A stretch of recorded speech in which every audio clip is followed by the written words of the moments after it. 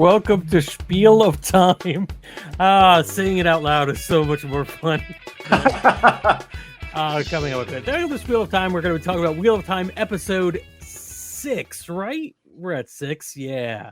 The Flame of Tar Valon. I'm so proud of myself. I'm so proud of myself. I'm, for those of you listening to the audio version, Frank. I'm here with Judd, Natty, and Laura. This was an impressive interest. I was blown away with this episode. I almost want to be like end of review. I loved it. It was great all the way through. For the three of you who are more familiar with this story than I am, how much of this was new? That's a good question. I wouldn't say any of it was really new. It was just pulled from different places. Yeah, a lot of it was expounded upon, maybe, that, you kind of knew was there, but, they didn't blatantly outright say it.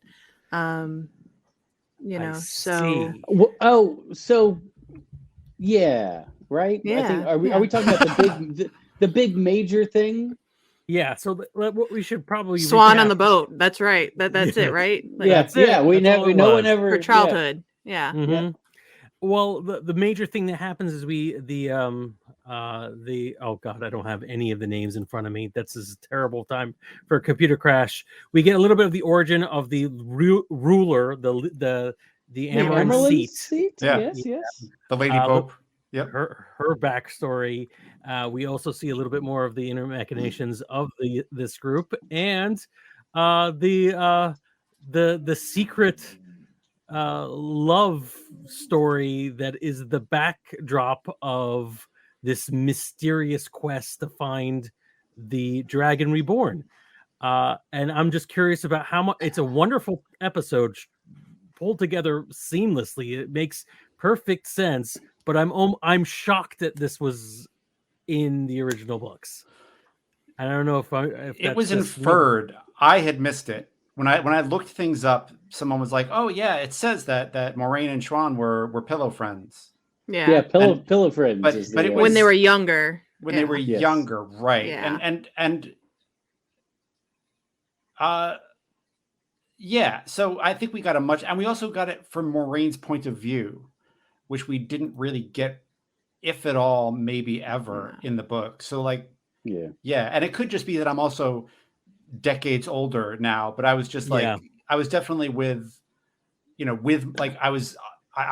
I was seeing it from Moraine's point of view. Definitely. Like when she went up that hill, I was like, those fucking redneck kids better be on that fucking hill or else I'm going to lose my mind. Like I was definitely feeling like Maureen's point of view of like, I just got exiled and these kids better be here, get in the gate, Matt, you dumb shit. Like what's wrong with you? Like get in the gate. Get in the gate.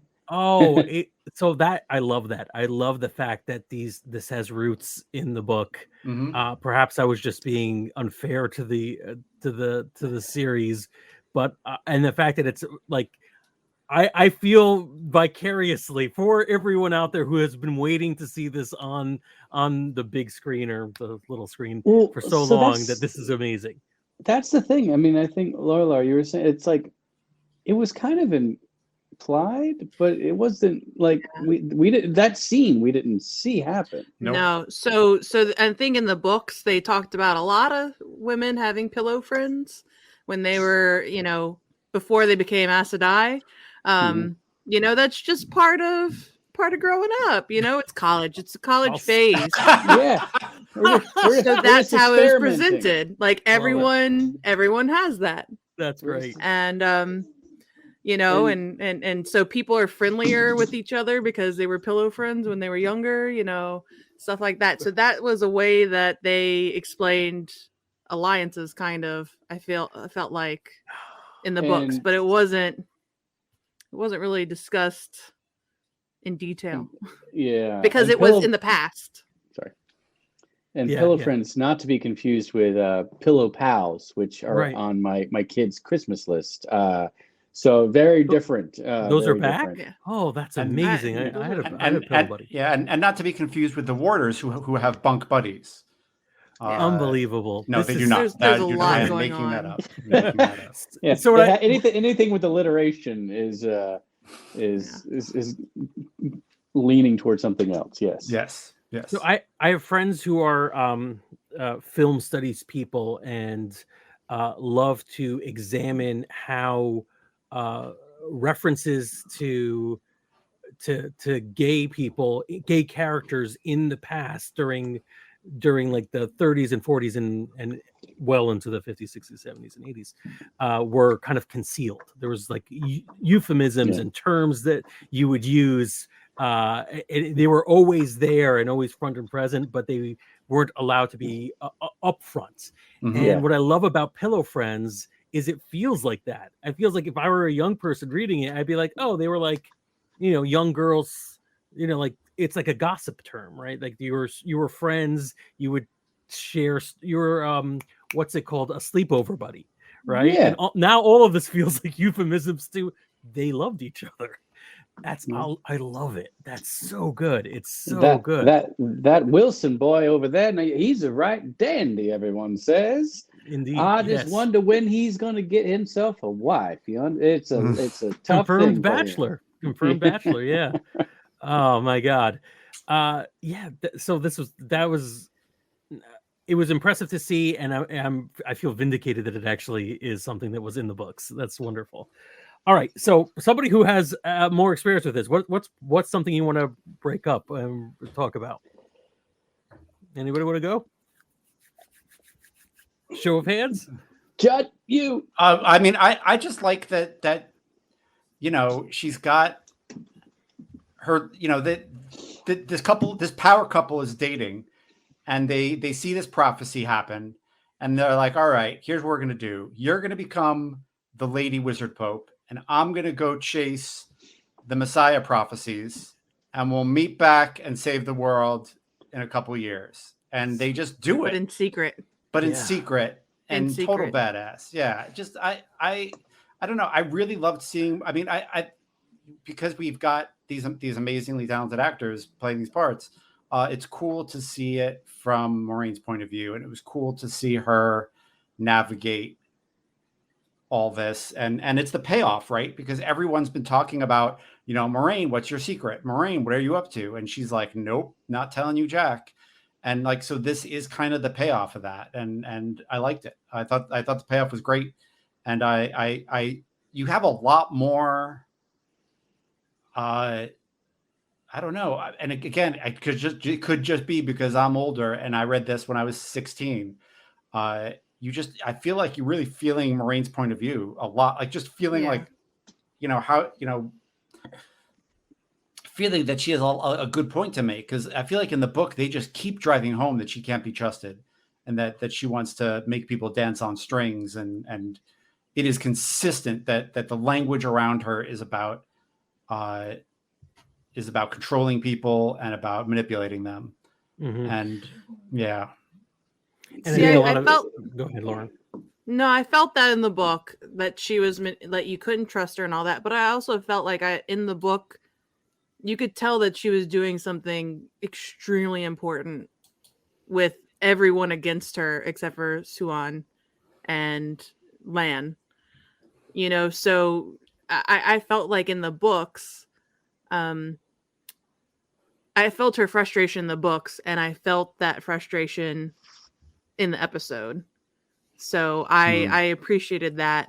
In the books, her story, I needed more of it. And maybe in the show, they'll give more. So I think they have such a talented, she's just so good. And I think and she's the face of the show. So I think that's why they're like, yeah, hey, you do some heavy lifting. Mm-hmm. I feel like it's almost like a little bit like The Hobbit, but from Gandalf's perspective or something like that. Like you're actually getting to see some of the machinations and whatever. But I think that we got to see more of Tar Valon and everything. It's again, like just the attention to detail is gorgeous. We found out what our painting was about. Mhm. It's That was I believe it's Great called, payoff. and you guys can correct me, a terangriel or something like Yep. that. Terangriel. And so that's it's actually, I think, the second kind of these magical helper devices. I don't know if you're doing D&D, or if you're whatever, or if you're playing Survivor and you find an immunity idol which has this power, but there's these things that can help expand people's powers, and there's ancient artifacts, and so I guess that this thing on the wall allowed her to. And did she physically go there, or was she in the dream I don't world? know. I'm not sure. It seemed like it was like the personification of where they wanted to be together. That's That's nice. the way Yeah. I read it. That's a and I nice loved idea. it. That's a Yeah. nice idea. I like that. That's Yeah. Yeah, I couldn't the- tell if that was her room or not. But I think in the book they described Swan's room as looking like her room would be in Oh. Tyr. So Interesting. Okay. Right. I don't know, because she's an ambulance seat, she could do whatever she wants. She could, Yeah, she was using magic or weaving to make her room special. She can make her room look how she wants. But Yeah. And in her house that got burned down, did you see we had another of the kind of half Mhm. Yeah. the dragon yin-yang. fang. Mhm. Yeah. Yep. So, So- yeah, I think a lot of this goes around to showing instead of telling, and where the differences Yes. in the books and the film are. So Rosamund Pike is like renowned for playing characters that are you kind of love and hate, or trust and are suspicious of. There's I think it's Gone Girl. She's in Gone. I think that's the movie, right? It's called Gone Girl, where she is Oh. both a missing person. Yeah. That's her. Okay. Yeah, she's a missing person and possibly someone who intentionally makes, I don't want to spoil Gone Girl for you, makes herself missing. And then she's in I Care a Lot, which is a more recent film. Yes. Again, she's supposed to be this really powerful, dynamic person, but is horribly sinister at the same time. And she's wonderful at portraying that. So you get to see people distrust her. And to be perfectly honest, for the first 5 episodes, I'm like, why are they so against her? I guess they're against the blues in general. But this episode, I'm like, oh my God, she really is full of machinations. The plot of getting herself exiled, that's world building. You create a magical order of wizards, make up rules for how they can demand, how different factions can demand things of their underlings. Then put yourself in a position where you have to go out adventuring again with the hero, because you're going to figure out a way of getting yourself exiled. That's beautiful. Yeah. That's wonderful world building. I So love this. did you know? So when she did that, there was an ode. Oath Rod. Oath Rod. Thank you. Ode Roth is what I was trying to not say. And it was another one of those things where you have to listen to the words that are being said. Mm-hmm. And if you listen very closely, the oath that she said is not quite as airtight as you would think it would be. Yeah. I made a note of, I will not return until you ask me to come back. Yeah.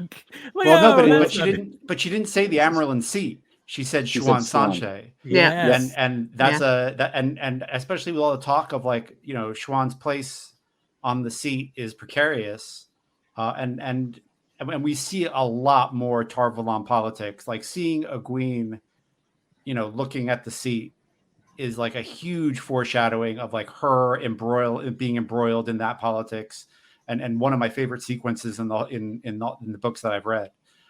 So it was cool to see that they're clearly setting things up. And I don't think they really needed to use the Oath Rod, but I think they were like, you know what, while we're here, we need to show what this thing is. Yeah. And so they did, which is awesome. And yeah. And so the Oath Rod, Frank, when they become Aes Sedai, when they are raised from what is it? Beginners? Novices. Yeah.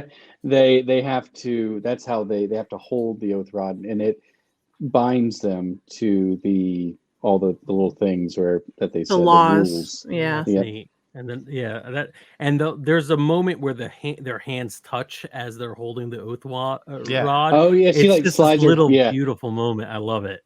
It's Yep. really sweet. There's so many little moments on this. Before we get too far off of it, over on YouTube, watching us live, Kerwee says it seemed both as an entered space and that they were in the same picture. Yeah, we're kind of split on whether this was a physical space the two of them occupied or a magical space that the two of them were able to create. I like the idea of them being able to create this perfect little bubble for themselves, but still choosing to leave, right? And saying that they have work to do. But you could interpret it either way. So many great moments. What I liked was that in the last episode, they showed you the picture. And all of us were like, what is that picture for? That seems important. And it wasn't in the book. And then in the next episode, they're like, here's the reason why we showed it to you. I enjoyed that because the people who have read the books, they kind of know what's happening. They kind of can suss it out. But something like that, it's like, well, I don't know. This makes me uncomfortable. I don't know what it is. And they took care of it immediately. Right. I appreciated that. And there were so many cool things. Oh, go ahead, Jed. Go ahead. No, you go now. Cool things. There were so many cool things wrapped around that. Like, Lan came up to Moraine and he said, "You, what is it? You quieted our bond, or you severed our bond." So we found out that the Aes Sedai and the Warders have this back and forth flow, but we now know that the Aes Sedai can actually kind of like, if they need to go and do things that maybe they don't want their water to be feeling at the same time as them. I need a little me time, a little Moraine time. Yeah. So that was nice. Yeah. That's all. I'll stop there. Boundaries. Yeah. Yes. Yeah. I mean, it had been 2 years. Yeah. Right. Neil. I loved that they showed Siuan Sanche. As soon as they showed a girl in like a fishing village, I was like, oh, I know exactly what this is. And the way that they showed that Siuan Sanche in the books came from a fishing village is she was constantly vomiting out fish metaphors and just being like, oh, the silver pike are in the net now. And it was just like, oh, stop, please stop. And so it was cool to see like the fishing, like the fishing village tattoos, and her to just embody this character who started in a hut near the fingers of the dragon and is now near Tyr and is now that at the top of the world. So cool. Like so much, like, I don't know. I loved it. And I'm reading a bunch of stuff with Siuan Sanche in my current reread right now. And it was really cool to see her portrayed so well. I adored it. That actress is amazing. Yeah, I was gonna say perfect casting. Yeah. So far, all the way through. Yeah. Oh, and can everybody, like, whenever I do public speaking, can I have her second in command with the staff, like just banging on the floor? Like, I just want that wherever I go, just her like following and just being like, "Just in the house." She plays a big part, so I'm glad that they showed her. Yeah. Siuan's little habit of referring to like fish metaphors does actually come up once, I think, in a back and forth with Moraine. I guess it was noticeable to me because I was like, oh, she calls somebody a little pike or something. Yeah. They have a little nickname for each other. Pufferfish. Puffer, put your spines away, pufferfish. That was cute. Yeah. But it was adorable. Like, oh, that's cute. And it's not heavy-handed. It's not overused. It's just enough. Nope. Just enough to make people who like that part of the book be like, all right. It's like every line of dialogue that Siuan Sanche has in the book. She's like, she cannot stop talking about Silver Pike. Yeah. Yeah. She curses a lot. They're going for like a fisherman sailor vibe with her. Yeah. Go ahead. There are a few other moments that I think in this scene that all kind of build up, but they're not plots themselves. They're just things that help with the world building and the Moraine building, right? The relationship building. So when Moraine sees Egwene and she does not lie, she asks if found her friends. And Moraine, who does flat out know where her friends are, Egwene's friends are, basically says, I have people looking for them. I have eyes on every gate, or something along those lines. Is Right. the line, which is technically true. Yes, she does have those things, but she could have answered the spirit of the question of, did you find them and are they safe? Right. So wonderful. And the other side of it is her moment with, I forgot the name of the Red, who is our chief, Leandra. man. When she drops the bomb on her. Yeah. That drops the hammer is, I know about the man. And it's just quick. Like a sting, and she shuts up, and it's just it builds on the other character as well. Like, why would this person of all the people have a romantic side interest? It's so interesting. It's so well. That's the fun thing, is it's an assumption that it's a romantic. It's romantic. True. Yes. Absolutely. Who knows what the relationship with this man could be? Right. And that ties in. Mm-hmm. There's so much of the intrigue of the tower in there, and we get to see. So if you see the Amerlin seat sitting, and then each Aja has 3 sitters, they're called, that are in that. Those are the ones that are around there. So that was really cool to see, and I love it. I was really shocked at how Moraine had to really supplant herself, like kiss the floor. And you may not have. What do you need? The cookies are gone, but there's cookies over there if you want them as well. Top shelf to your right. Hi, my child wanted cookies. So do I, honestly. Cookies don't wait. Cookies don't wait for anybody. I mean, Dad, there's cookies. Sharing? Aren't there cookies? And the bad thing is I have eaten all the cookies. But there's other cookies. Lower, go down one. So it's recorded now that you ate them all. Yeah, that's Swan say to Moraine, I don't know, Moraine House of Damodred or whatever. Yeah. So she used her proper name, which is not something Aes Sedai do, because once you come into the tower, you're supposed to kind of leave that past behind. Yeah, so that was like clothes. Yeah. Yeah, that was an extra crack of the whip. Like, there was so much stuff to get into. And I pieced that together. I did not know what was happening, obviously. Once again, having not read the book, not obviously because I'm an idiot, but I didn't know, and I was able to piece it together because it's well done. It's really well laid out. You get the feeling from the way everyone's acting and reacting that, oh, you're not supposed to say full names. That's implying she's not really she's not a full-blown Aes Sedai, and I love it. It's so good. Yep. So I think I hit a lot of the things that I wanted to talk about the. Oh, I'm sorry. The last little moment of Morgaine building is the stupid enough to steal an evil dagger is the first thing she says to Matt when she sees him, and I'm like, you are a wizard. That's how you show you're a wizard in a good fantasy film. You fool of a took. That's what. Exactly what I meant. Mm-hmm. Yes, that's a line to be like, I have wisdom and a little bit of pity for you because you couldn't have possibly known more. And Lane was looking a little upset about it because it's kind of his fault that he brought them in there. It's really just excellently done all the way around. I love that scene with Mashadar. Mashadar? I think it's the spirit, like what she pulled out. Nice. Yeah. That is from Shatter Logoth. And just the way that it covered her mouth, I freaked out. It was like trying to get in, and it was I loved it so much. Yeah. It was like Venom. The way it was a good scene. Like, it was so well shot when he like lunged at her with it, I thought, and she froze him in air or caught him with air, I guess. Yeah.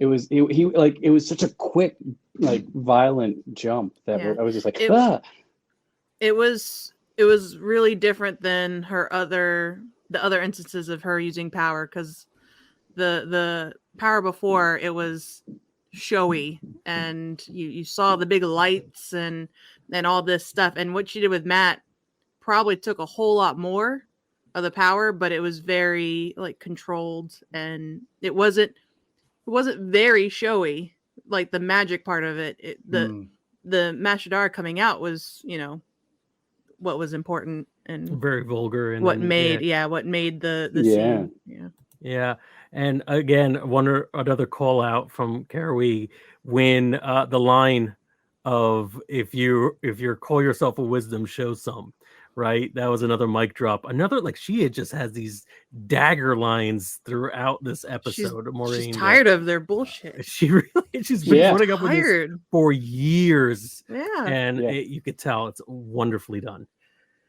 Ah, And also in the dagger scene, you really get to see Rand and Lan kind of sizing each other up when he goes to help, and there's like a moment where they kind of lock eyes in this neat. thing. nice. Yeah, it was. So that was cool too. Because they had just had a moment, because Lan had just basically taken his sword away from him and said, "You're being an idiot," and so I think they needed to like reconnect and be like, "Oh no," because I feel like those are two characters who end up connecting, and no big spoilers there, and so it's cool to see them doing that.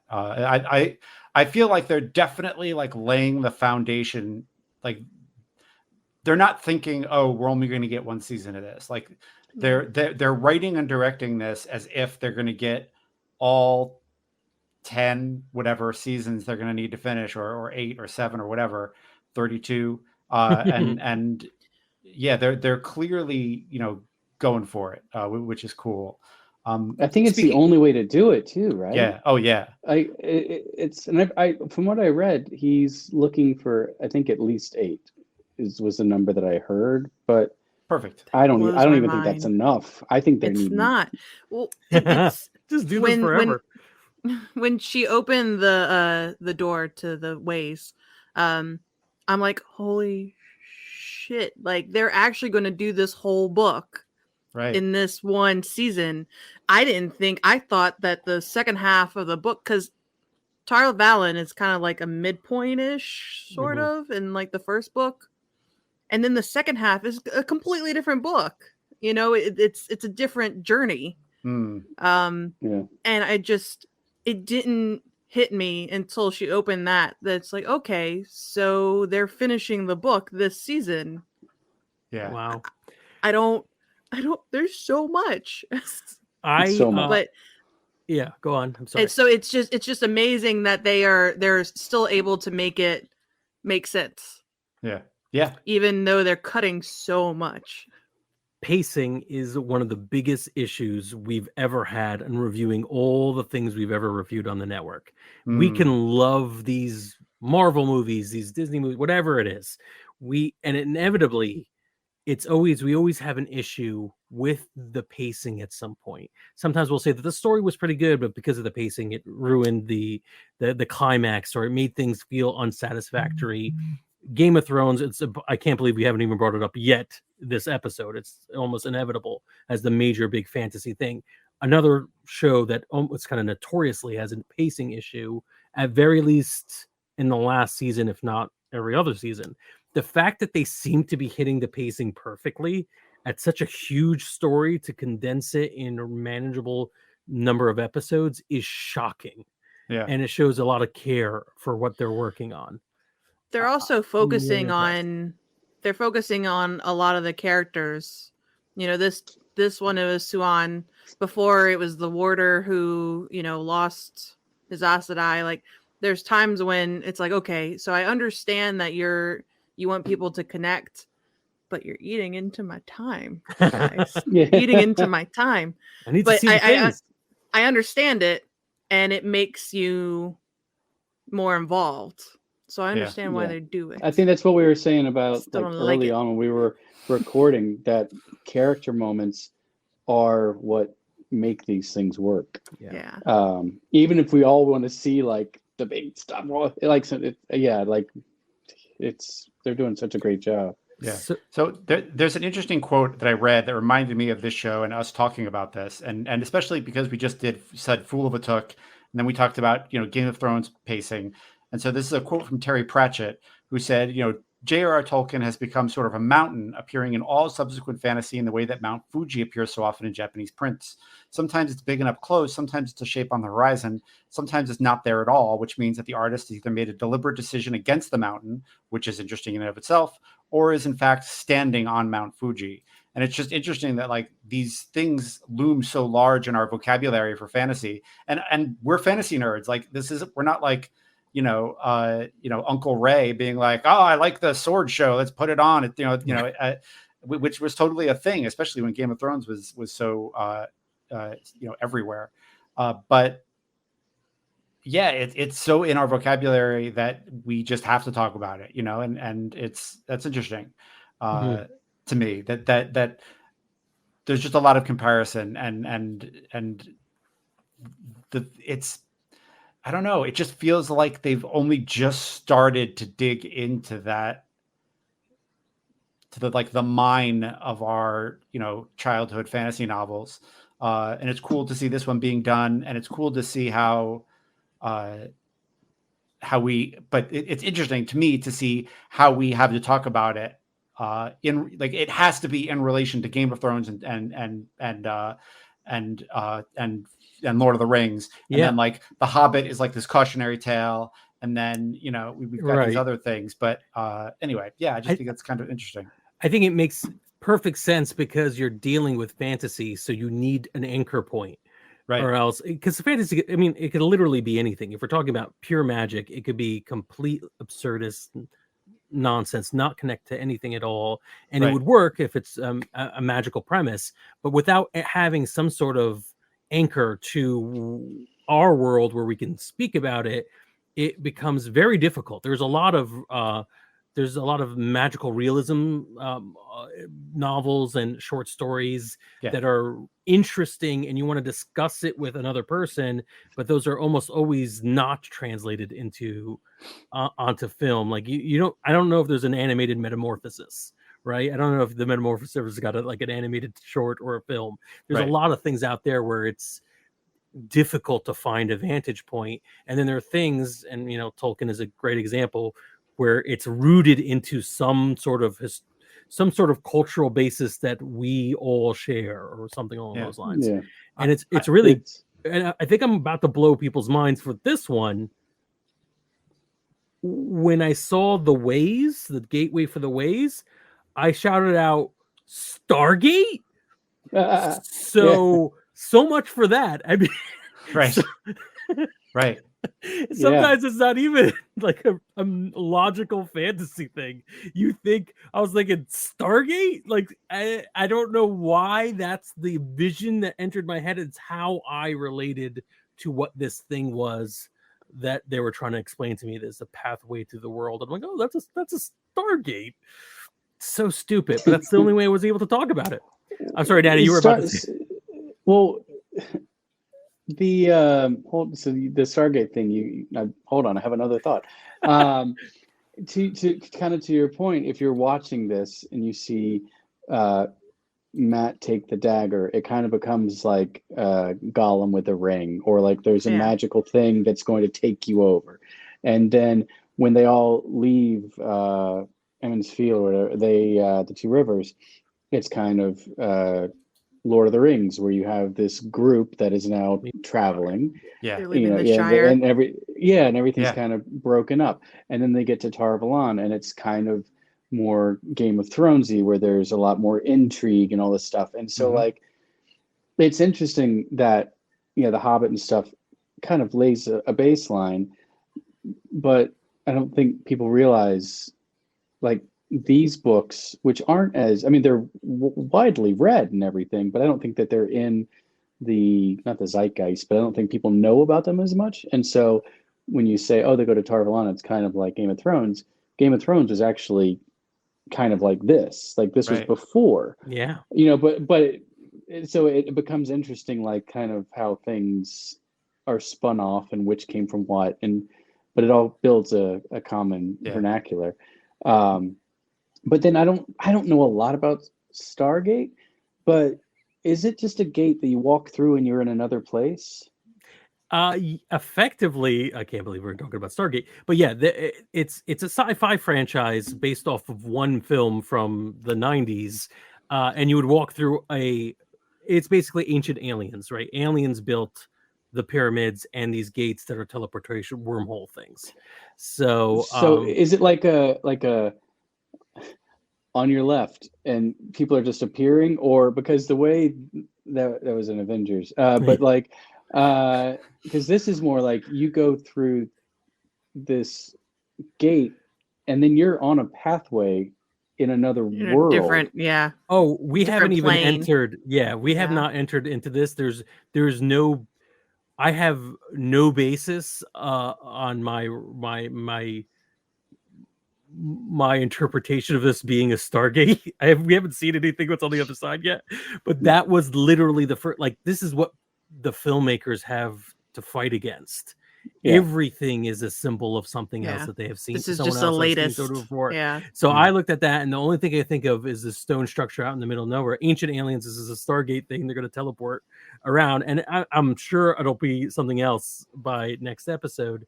And it's actually almost it's interesting that we didn't try to fill in the blanks on what that painting was. Last episode, we all questioned what it could be, but we let it go and let the story tell us. That's rare for us, for geeks, for people who are into genre. We want to fill in those blanks as best as we can, and even if we can't fill it in with something that's close to genre, we will find something that's a little bit off and fill in the blanks. Even that's Harry Potter.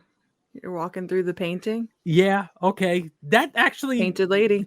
If I knew enough about Harry Potter, or that part about where Dumbledore's brother is behind one painting, it's something spoilers. I don't know. Yeah, but yeah, there was a little bit of that in my head. Yeah. That's so funny because I was just thinking, like, I was listing all these other books, and I was just like, oh wait, where's the Harry Potter kind of thing? There and you then go. you just gave it. Yep. You're welcome. I think Jordan was very aware. I mean, I know Jordan was very aware of the Tolkien shadow, and especially in the first part of the first book. And it's not in the TV show, but in the book, there's like a Nine Rings Tavern, and the fact that Emmons Field is always like Emmons Field people are always referred to as like, oh, they're so stubborn, and like that's exactly what people said about hobbits, and they both. They both exported tobacco and or some kind of pipe weed. So anyway, I think there's a lot of. He was very aware. He was very aware, and he was playing with that. I think in a lot of ways. I think he embraced it definitely. Yeah, and then turned into his own. Yep. He's definitely in the middle between Tolkien and Martin. Yeah, definitely in that middle ground. Yeah, and I think even. Yeah, that makes perfect sense. Yeah, I can add to that. Yeah, it does feel that. It feels there. But really, just overall, just so impressed with this episode. Other than screaming out Stargate stupidly when I saw the ways. Once again, we have a wonderful line from Moraine, who says that when asked point blank what happens to those who aren't the dragon, says, well, no one can really know, which is technically true.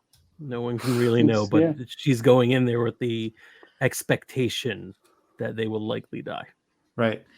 Yeah. So, because I think she told Nynaeve that, because Nynaeve, how did y'all feel about Nynaeve in this? Because she was her badass, mean self, but seeing it, I'm like, oh, she's a little harsh. She just said hi to her. And so like I understood it, and that came from the books, but it was very harsh. But maybe, I don't know. What did y'all think of her with Swan? And with Moraine? Like, she just Nynaeve I love the scene with Nynaeve and Egwene where I forget who's saying it, but it's just like, we have the most powerful channeler that we've seen in 1,000 years, and I don't know if Egwene kind of puffs up her chest because she's the perfect girl in class, and then they're just like Nynaeve, and she's like, oh wait, I thought I She was a looks prom at her queen. like, yeah, that was great. Yeah. Laura, in terms of what I felt, I think Nynaeve is absolutely justified. I wasn't sure about it in earlier episodes because she Mhm. seems to be carrying the chip on her shoulder that her wisdom, her teacher gave her, right? This is the way they treated me. And I get Mhm. it. You know, that's your life, that's your lived experience as best as you can with this ancient order that barely ever touches your town. But now in and amongst all their politicking, especially because we as audience members saw all that politicking, when she's sort of like, I don't care about this, you're not going to win this, like she puts up that wall, I'm like, yeah, I get it. Because you definitely, this isn't in the fantasy world, you'd be the peasant, right? You're not one of these great and powerful leaders out there, and it kind of sucks that they have all this authority and power over you. So I was very much like power to the people. I like the fact that she had a chip and had a good reason for it. And Yeah. they shafted her mentor, like the wisdom who taught her, went off and got, told she, and odds are she wasn't, she just didn't have the goods and she wasn't powerful enough to channel as much as the Aes Sedai needed. And they were like, yeah, you'll be fine. You're not going to hurt yourself. You can go home if you like. And so she did. But yeah, I like that there's that backstory with the wisdom who taught her and raised her, being rejected by the tower. I think that's a cool way to put a chip on her shoulder that makes a lot more sense. I also think she has a chip on her shoulder because being such a young wisdom, which they say is kind of unheard of, so she's having to overcompensate for being so young and being in this position of power. She's got a lot of shoes to fill there. Yeah. And finally, a point in the comments. Yeah, what have they done for her? Really, she has done a lot of rescuing of them. Yeah. Of the Aes Sedai. So, yeah, I think there's a good reason for her to have been this rude. But yeah, loved it. I don't know, anything else anybody wants to talk about? How about I love the scene where Egwene and Nynaeve are like meet Siuan Sanche, and there's a definite, I don't know if you've ever seen a politician work a room, especially a difficult room, and they turn on a very different thing than they do when they're up on the pedestal. It was cool to see Siuan do that, and it was very believable to me that, like, oh, this is how she actually talks to people when she wants something from them, and she knows they're a little odd, and yeah, it was just cool. I just loved that depiction. I thought it rang really true to me, and it reminded me a lot of seeing New York City politicians in a room, in a library full of people meeting folks in the Bronx where I used to work, and that's a tough room, and they rock out and they do their thing, if they're good at what they do, and it was cool to see Siuan Sanche turn that on, and that was fun. Just another big applause for that depiction of her. It was great. The Wizard Pope. I love that. So I'm curious, Frank, you earlier in an earlier episode said that you weren't a super fan of the title sequence. Has it pulled you in at all, or are you just still skipping it?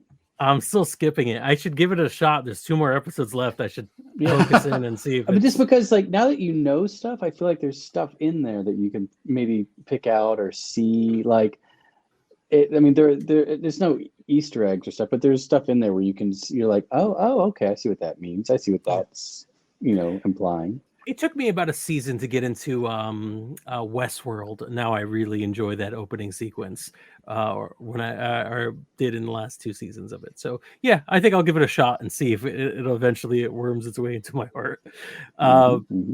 Yeah. Anything Good else? question. Does anyone else want to bring up? Because all I've got is the very last moment of that episode. I appreciate it.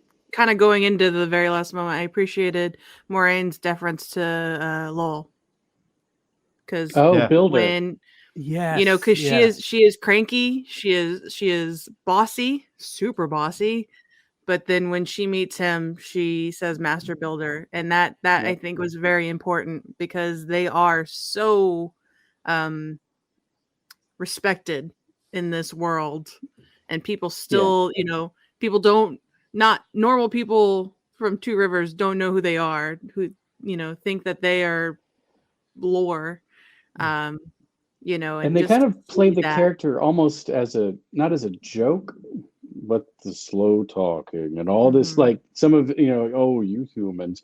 But it adds a layer to the character when this Aes Sedai, who has been running the show, refers to him as Master Builder. It kind of resets your It's perspective on another the whole wizard thing. move. Yeah, it's another wizard And move. It's like I know things, then I know how to treat this person, not just roll my eyes that you're so slow. Yeah. Yeah. remind me, when we first saw Lowell in the show, did he talk about the ale what caused the ale to come over the No. no? I No. don't think so. I felt like they did, but I might be getting confused No. Are you about the rereading? tree. I Yeah. am, but I'm very, very far back. I I can am. only do like 2 or 3 pages and then I go to sleep because I'm old. Yeah, I know that. So it's No. I very know it's Tom Maryland mentioned the The- IL.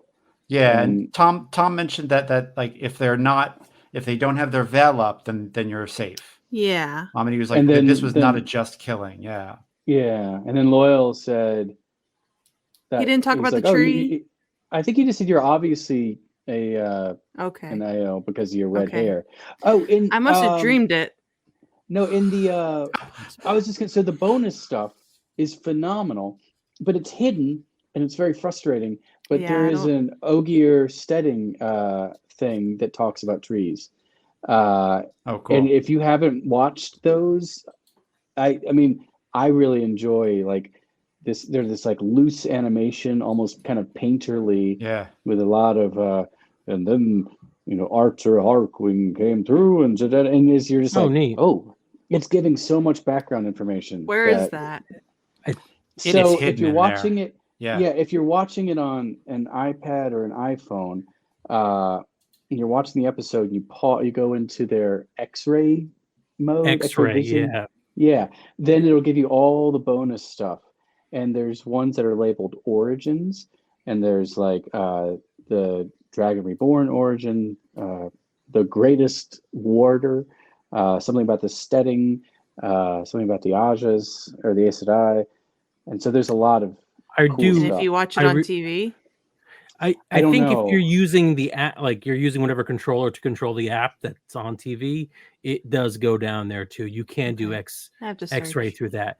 I actually really do That- like the Prime X-ray feature because if you've seen it and you have to rewatch it for whatever reason, it gives you a little bit of extra details and fun stuff. That to look might through. give me all the things that I was missing. Right? Yeah. That'll make Yeah, my I thought heart you might- happy. I figured you might like Yeah. this. So, I actually do want to bring this up. This is again in the comments because I think this is a very interesting point we could spend a lot of time on. So Nynaeve's mentor being rejected. We didn't get a lot of details, and maybe it's an unreliable narrator because it's Nynaeve remembering what the mentor said happened when she was rejected.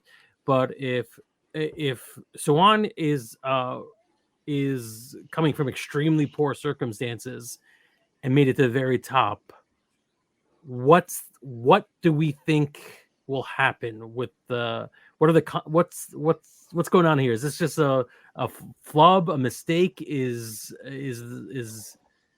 Nynaeve's wisdom? I think it's what Judd mentioned. I think it's a power level thing. Yeah. I think Because they're I taking in people, Yeah. sorry. think Interrupted. depending on how many metachlorians they have is if they can get Yeah. into the tower. Because like Nynaeve said, she's the most powerful one in 1,000 years, and then she said, that's not a very high bar. They're taking in people because you got to realize that it's only females that have it, Right. who- So you who already can- got who can- 50%. and those females aren't reproducing. They're not getting married. They're not It may So Metachlorians is a good example then. yeah, so Maybe. their numbers are going down because there's not that much of magic and the ability to access the one power anymore because they're running out. So they're Question. taking anyone Yeah, that's as long interesting. as they can Right. So that handle means the Green Aja has all the dope birth control because they are weave. they're fucking all the time. They don't talk about that in the books. It's also shocking. It's grad school, right? Like Nynaeve's mentor might have gone and been like, you know what, I don't want to go for my doctorate. I think I'll just leave my master's and go back and be a wisdom. I think, I don't know, the grad school metaphor works more and more for me the more I watch it. Really? It's like this weird combination between like the Pope and their cardinals and except with different colors and grad school and yeah, I think she either or she washed out and people do that. I think grad school is not for everybody and I don't think it's a kind place to train either. I don't think they get by on kindness. In Eamon's Field, she's at the top of the food chain as wisdom. In the tower, she'd be at the bottom for a very, very long time, unless you're. I liked all of these explanations more than just power level, because power level is unsatisfactory because I can't even, I don't know if that's a meritocracy in this world, right? Saying that you're powerful enough to deserve a seat in this place. If you're not that powerful, I'm sorry, there's nothing we could do for you unless you're also rich, which is another form of power. That it's too complicated. It's too much fanta crap for me to follow.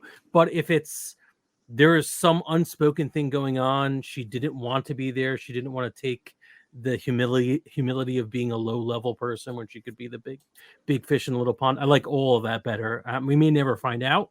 Is I guess the answer to this? This may not be followed up on. That important. I don't. We don't follow. I don't think we don't find out specific to this person, but I do feel like we find out a little bit more about the background and the hierarchy. Right. Maybe. I had two quick. I think there's also less Aes Sedai because if you see the politics of everyone, so people outside of people inside the tower don't trust them. But outside the power, they're kind of like this. Oh, so if you're a dad and you see your daughter, whatever, what's the likelihood that you're going to be able to, that you're going to send them there and be like, yeah, take my daughter? Like, probably not. You're probably just going to hope that they don't find them. Right. Well, and you have Tyr that doesn't believe in magic, and you have the White Cloaks. I was going to ask you. Yeah, I was going to ask you if you have a lot of areas that don't like the one power. Yeah. So, question regarding, I don't know if this ever comes up in the books, but in terms of the wheel itself, because besides actual bloodlines having magic and reproducing, I don't know if that's actually literally referred to, but the wheel of reincarnation, does it touch on? I suppose it does. You can be reincarnated as from male to female or from human to something else, I guess. Is that implied in the male to female? Definitely. Yeah. 100%. So yeah, that I think puts a wrinkle in where the magic is going, but it's a fun a wrinkle in time. Also, that's another thing we could reference. As long as the next iteration of the show is going to be only references. Speak only. In references to other works.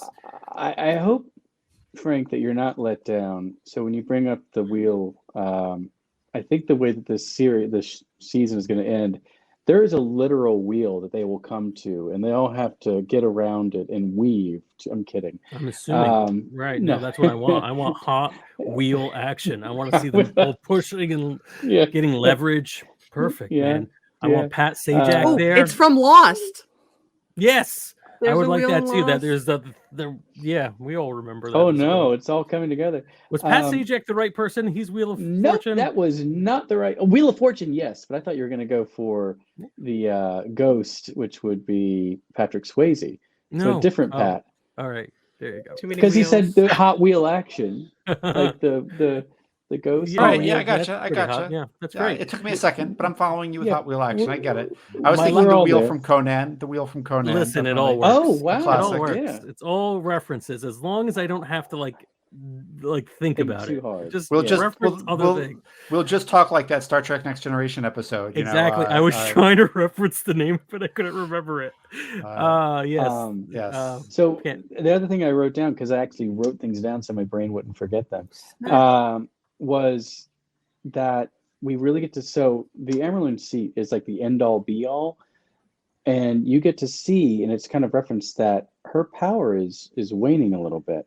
And the fact that the Red, whose name is Leandra, stands in front of her and essentially talks back or whatever, is never supposed to happen to the Amerlin seat. Yeah. Like in front of the Hall of Sitters, no. And so like that really shows you how tenuous her grasp is on the tower at the moment. And especially the fact that for 20 years she's been working with Moraine behind the scenes. Like it really like, you know, like this is a very precarious situation. I noticed that as well. It's like, why is there no punishment? And it's because it's all about the politicking. You could only move so much at one time. It's so good. My last note for this episode was that Matt is kind of hilarious. He's so good. He is, and my favorite. I think what I was referencing is when the gateway opens, and he says, "I'm not going to that," and they're all like, "Sure, Matt," and they all go in, and he's like, "I'm not going." I was like, "Yes." I was upset at him, but also like that's exactly what I would do. I would be like, "No, I'm not." Is that the same as the book? Is that different? I don't remember. I feel like it's different. I feel like they were all in the ways. Yeah. Yeah, I feel like he split off later. Yeah, because didn't the waves come before they came to waves? I'm saying waves. Waves before they came to Tarvalon? Maybe. No, because it's the Ogier. The Ogier helps. Okay, and they because the Ogier built them. Yeah, yeah. Yes. Good reference. Did they meet him in Camelot? They meet the Ogier and yeah. This is a wonderful point. Like like this because they're cutting a huge part of it. Well, Caerwee's production reasons are the actor change. We knew about this going in. Yeah. Matt is not. We know that, but like. Is that like, did they know he was leaving and they were like, all right, well then we're just not going to let you come in the ways. So sorry. See ya. Well, maybe that's why it's so unintentionally hilarious. I have to watch it again. But if they're taking like one line he says and then saying, oh wait, we know he's not there anymore. So let's just focus on him when he says he was afraid of going in. We're just going to make it look like he didn't want to go in. And then when they come out, they're going to find him and they're going to be like, Matt, you look kind of completely different. changed. He's like, I don't know what you're talking about. Yeah. Hey, I'm say Matt, you always met. Hey, I don't know what you're talking about. Hey, whoa. All right, so there's some so I do have a trailer for the next. I want to make sure to hear it. Let's do it. Are we doing this? Okay. I think that's a yes. So yes, good primate noises, Natty. If you don't want to see this trailer for some reason, just hum to yourself for literally 30 seconds. Where are we? The fortress city of Faldara. I don't want you to die, but whichever of you goes to the Eye of the World and is not the dragon, you will die there. I can't lose anyone else. I am here with a warning. What is she up to? They know what I am. No, no one does. What's gotten into you? There's an inherent darkness within him. Faldara always will be able to protect its own. You'll hear their screams as they die.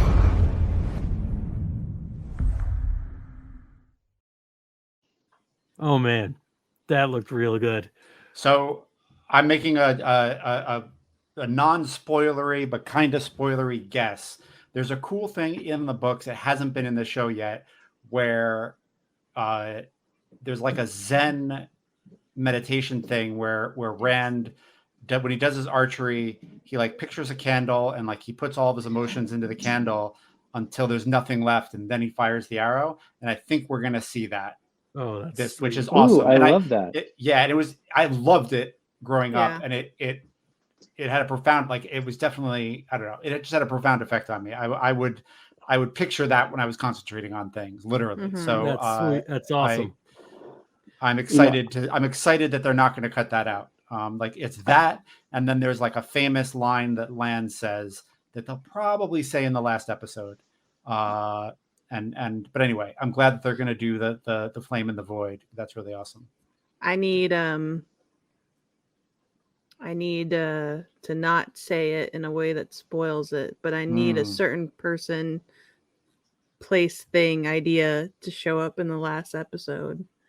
That I really No one hope can is complain there. about that.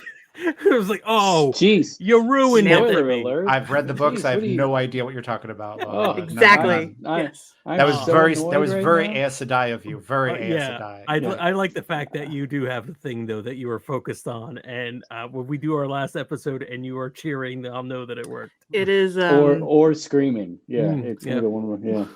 we'll see. I We'll mean, see. like, I love the there was, like, on Snow, there was like the sword guy who goes down and does the sword thing like that, and it's a very superhero move that I'm a big fan of.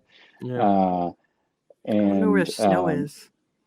Sorry. Yeah, I know, because, like, you're looking there, They're they're going at to a like desert the place. waste. Yeah. Yeah, yeah, Or and not the waste. The what's it called? Borderlands. This, That was called? Yeah, but what's it called? The area, because it's in between, because I don't know the book. you're over the spine, right? The Mines of No, no, Moria, no. that's what you're referring to, but this version of it, no.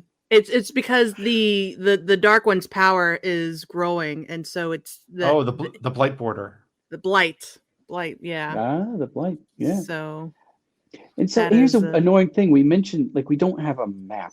It would be amazing. But I Yeah, think I need a because of map. Game of Thrones and their intro, now we Right. can't have a map. Right. And I just, because I'm it's just so like, important. You're They're either referencing even all Lord of the these- Rings had a seeing map. the mountain, or you're refusing to see the mountain. Yeah. As an artistic Yeah. statement. Yeah, Yeah. absolutely. Yeah. I want You're that you're map. correct. They can't have a map on this thing. Yeah, this has been a hell of a lot of fun as always. I cannot wait to find out what happens. 2 more episodes left. I can't believe they're doing this in such a brief season, and it doesn't feel that. It has yet to feel rushed. It usually feels rushed though in the I feel Oh, penultimate rushed. episode, which will be next I feel episode. very rushed. I thought So- the first or You second do? episode. I feel very, very rushed. Yeah. Well, The first one especially. But that's me. right? yeah, Yeah. okay, maybe the first episode. I'm just so glad I'm not a reader, because I'm just enjoying that. Reading is hard, you guys. Who needs Well, it? yeah, there's that. No, but because I haven't read the books and I do not know what I'm missing. But I'm sure Lorlor will tell me all I'm missing on the fan club. Just go nuts. Go 4 crazy. million words, Lord. Drop it. Yeah. Do it. All right. So this was very exciting. Next episode, episode 7. I don't know. Do I have the title for that episode? I think I do. Hold on. Give me a second. I had it written down. It is 7. No, The Dark Along the Ways. So I guess Ooh. we'll see you all then. Until then, keep watching the skies. That's not even a Stargate reference. No, I don't know what I'm it's, doing anymore. It's all over the Is place. it for Santa? Until then, enjoy the spiel. No, we need all right. The It's better. spiel weaves as the spiel wills. There it is. That's what it None is. of this is good. That one was None of good. it. No. You don't know, but